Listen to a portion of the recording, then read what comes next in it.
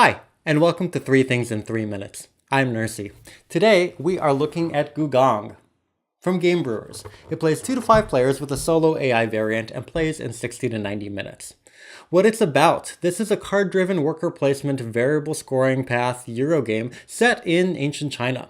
The central premise of the game also drives the central mechanic, which is an update of the leave a worker, take a worker mechanic. Now you take actions by laying down a card, which is a gift or really a bribe, on the action space, taking the card that's there for your discard pile, which forms your hand for the next round.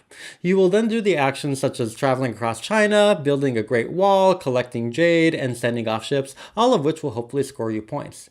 At the end of 4 rounds, the player with the most points wins, provided that their envoy made it up the steps of the Palace of Heavenly Purity. If they didn't, you don't score and you lose the game.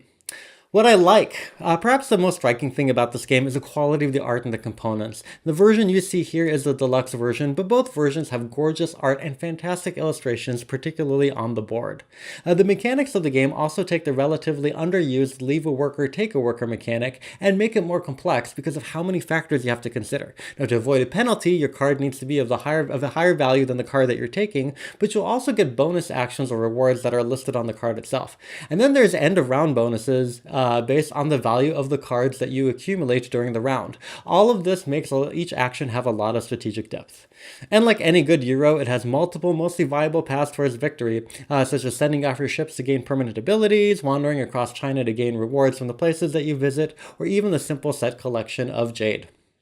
Points to consider: for all of this game's paths, you do have to worry about the all-or-nothing scoring of the envoy on the palace track. Now, once you play the game enough, you'll know just how to pay enough attention to it, because overdoing it has few rewards. But until then, you will find it to be a constant distraction that gets overemphasized in the early actions that you take. This game also rewards some adaptability in the cards and actions that you take, and some of the actions, like moving up the intrigue track or gaining jade, are less immediately viable or rewarding. And finally, the number of decisions that go into what you do each turn are part of the game's strategic depth, but sometimes it's overwhelming. So often you have to make a decision based on 1 or 2 of these factors and hope that you get lucky that the rest of them go in your favor, or at least they don't hurt you, taking away some degree of your control. And if you and your friends are prone to analysis paralysis, this won't help. So, in summary, it's a beautifully rendered and produced advanced take a worker, leave a worker Eurogame.